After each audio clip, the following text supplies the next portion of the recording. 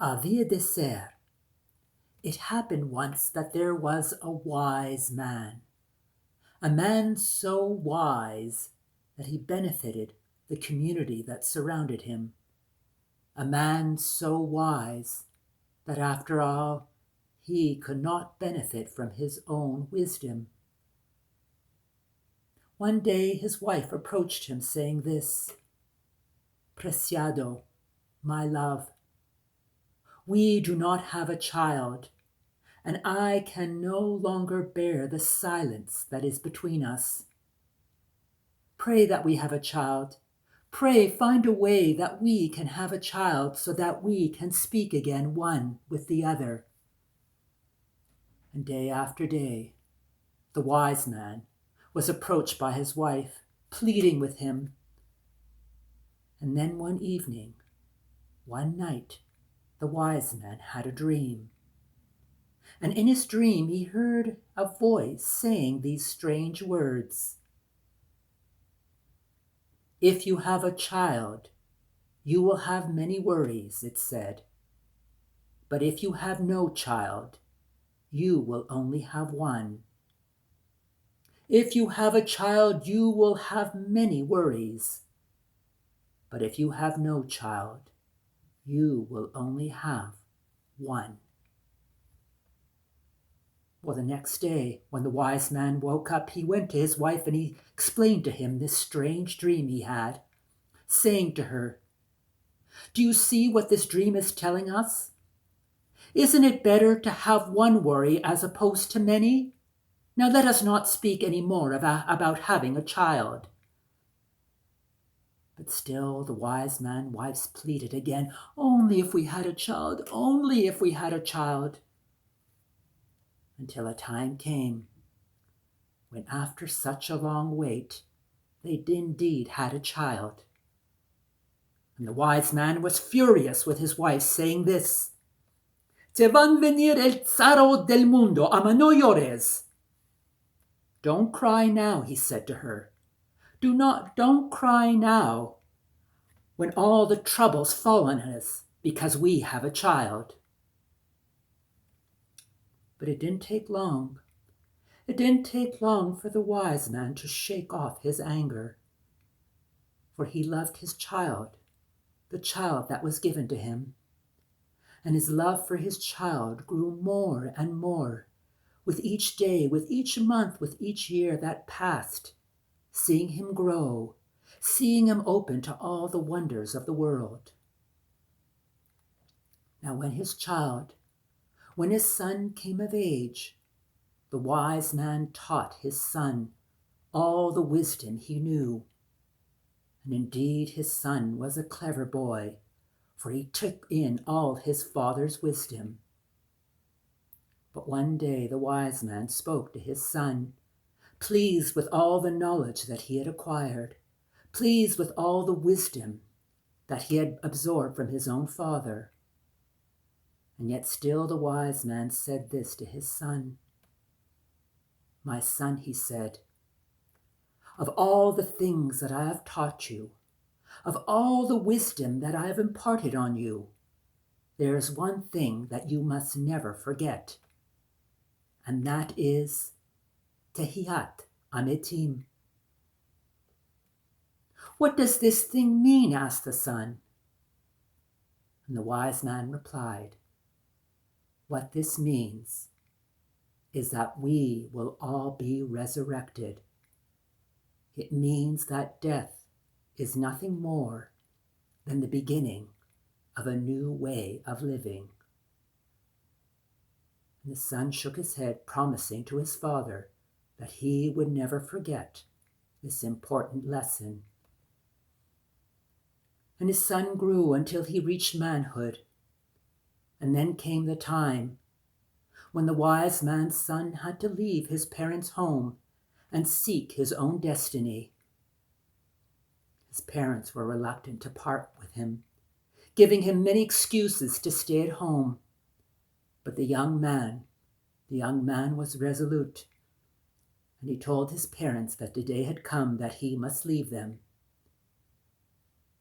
And so the young man the young man who had grown to be tall and handsome, with long hair that fell to his shoulders that were black as ravens' wings. This handsome young man, the wise man's son, began to take his first steps on his own journey down the road leading to his own destiny. The young man had walked for a while, and during all his walk down that road he was walking on, he always heard footsteps behind him. And every now and then he would turn around, but there was no one there. But this would happen again and again.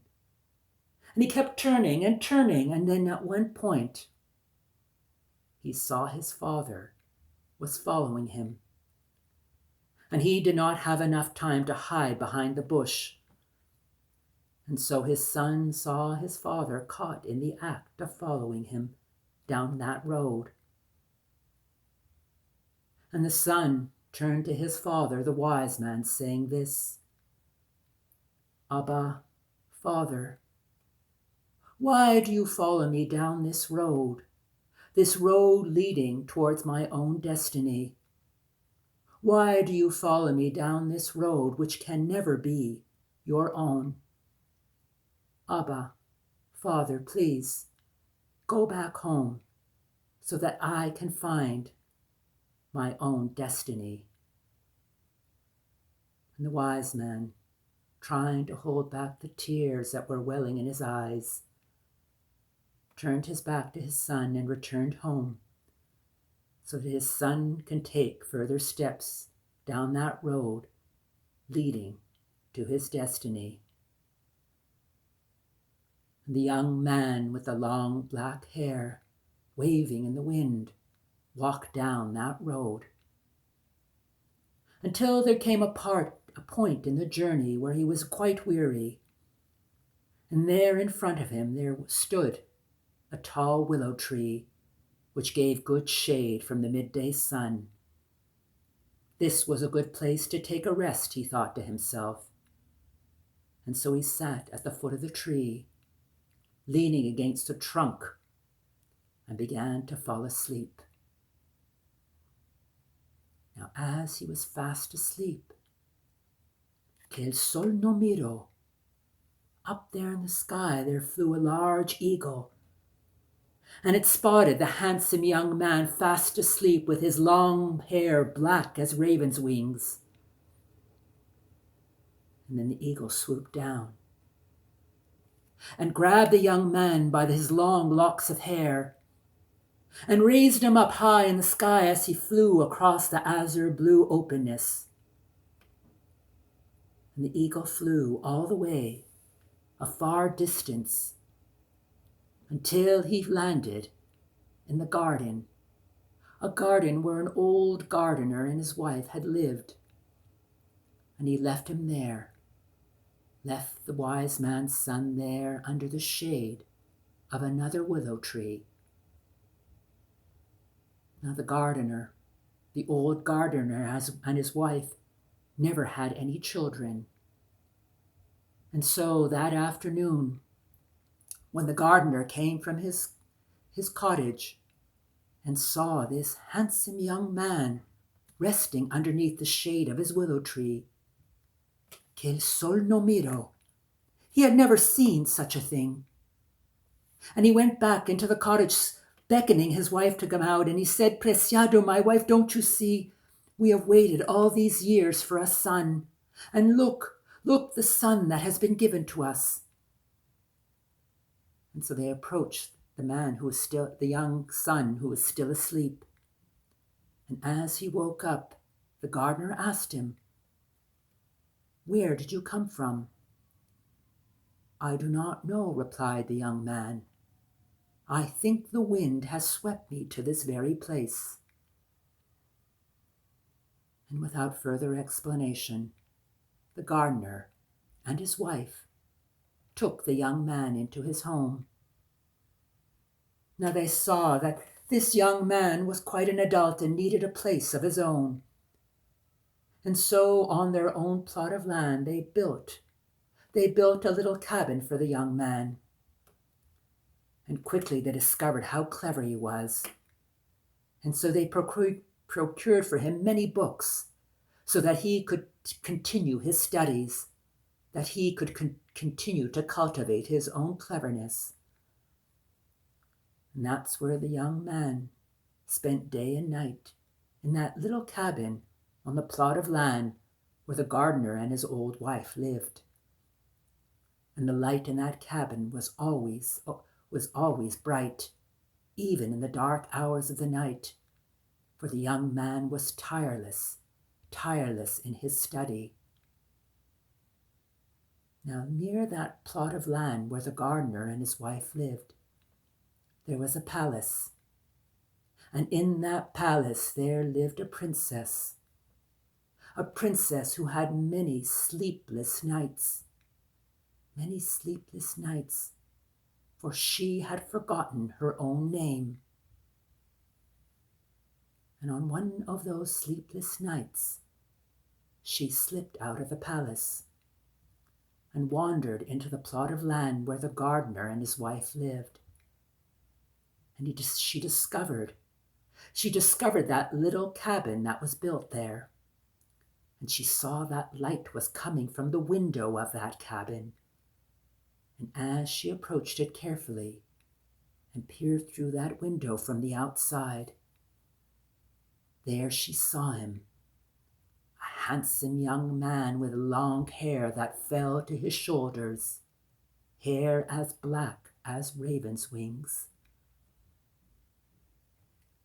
And she came night after night to spy on this young man. It took a few nights for her to muster the courage to knock on that door. And when the door opened, the young man saw the princess at his doorstep and welcomed her in. And for the rest of that evening, he began to teach her all the things that he had been studying.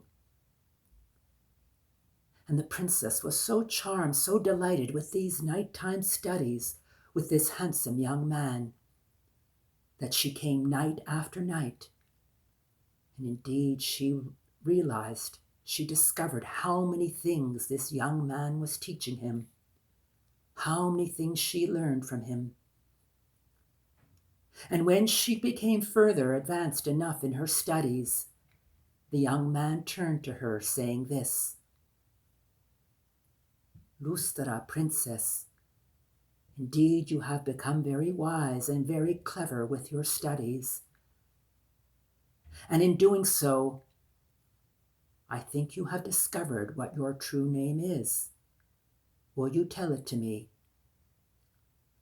And she turned to the young man and said, "Now I know that my true name is Hokmah." And the young man was pleased at this answer.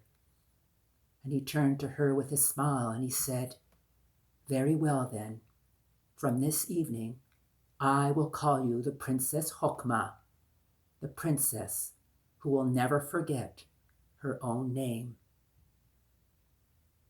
And with all the things he taught her, there came one evening where he said to her this: "Lustra, princess, of all the things I have taught you, there is one thing you must never forget, and that is Tehiat, Ametim."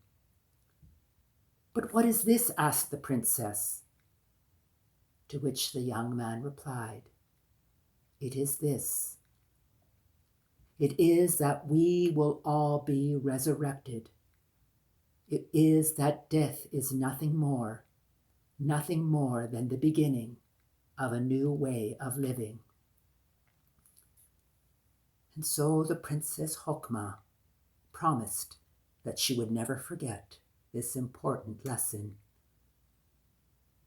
And so the days passed, the evenings always spent with the young man in his cabin. It went on long enough that it seemed for both of them that this is the way it had always been.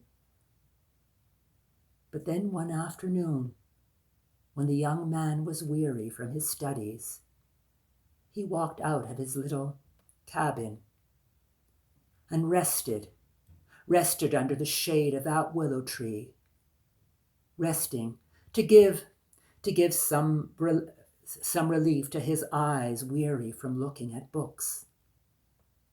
The young man fell asleep under the shadow of that tree.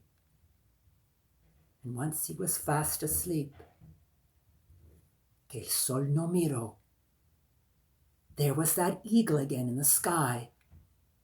And once again it swooped down, and by its talons it grabbed at the long locks of hair of the young man and rose him high up in the azure blue openness above, and flew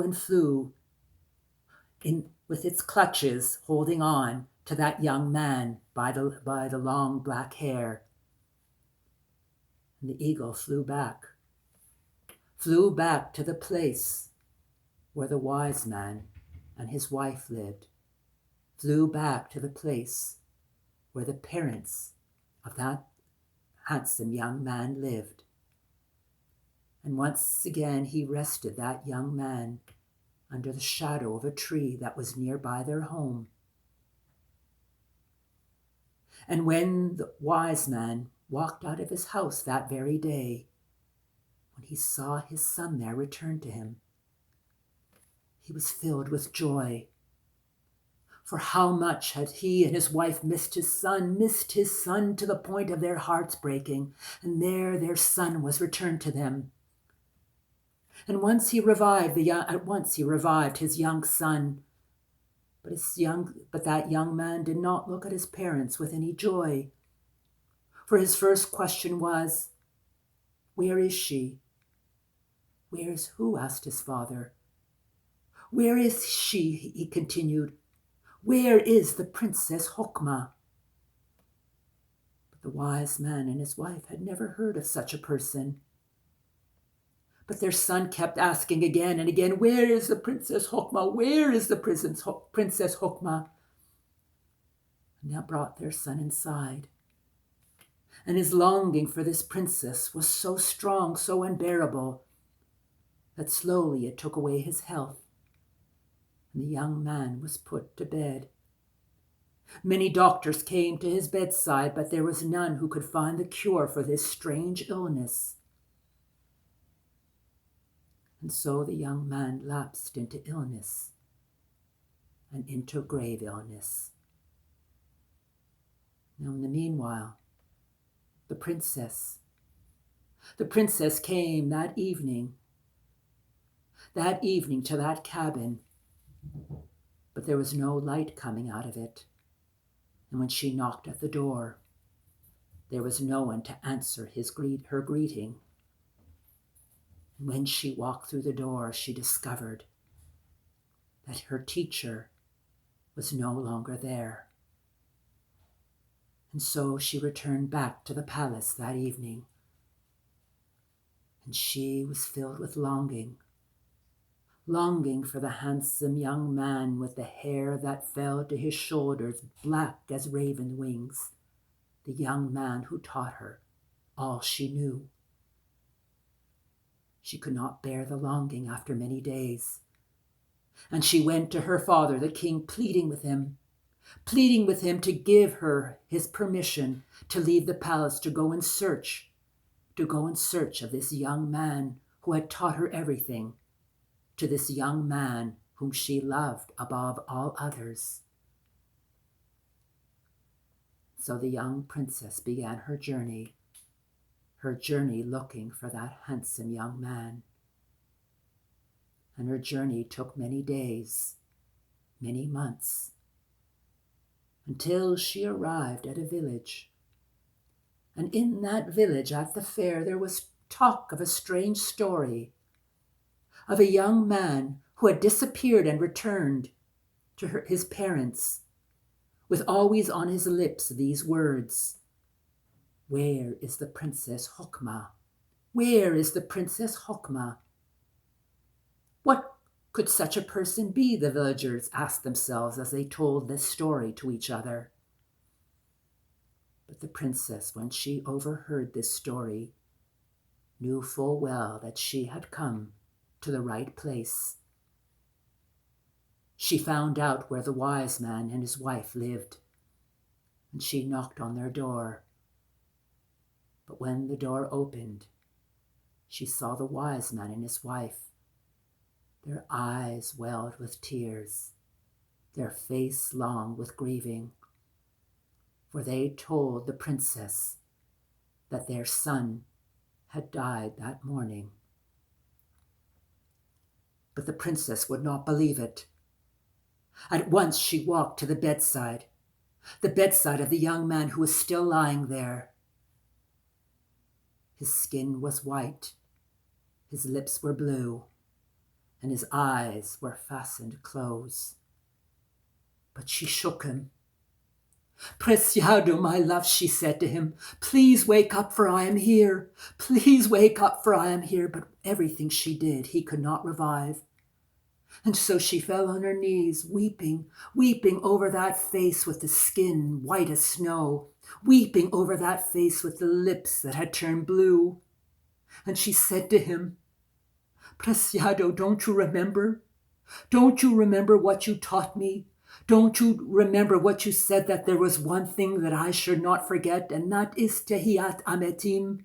That I should not forget that we will all be resurrected, that I should not forget that death is nothing more than the beginning of a new way of living. If what you say is true, please do not leave me now." She began to weep even more, and those tears moistened those lips that had turned blue. And in that moistening, those lips became red again. Those tears that fell over that sleeping face with skin white as snow, the tears made the skin have its color return, and the redness turn to the cheeks. The tears that fell on those fastened eyes, the tears made those eyes open. And there he was, looking at who was at his bedside, his true love, the Princess Hokmah. And the wise man and his wife were amazed how the princess brought to life his own son. And they gave their blessing that the two should be married. And so the princess returned to her father's kingdom with her new groom, and with the son's parents, the wise man and his wife. And they all lived together for many years. And the young man became king. And the king and Princess Hokmah, who became his queen, they had children. And those children had their own children.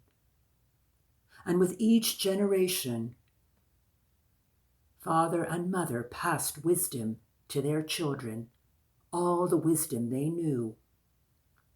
And with all the wisdom they passed from generation to generation, there was one thing none of them ever forgot, and that was Tehiat Ametim.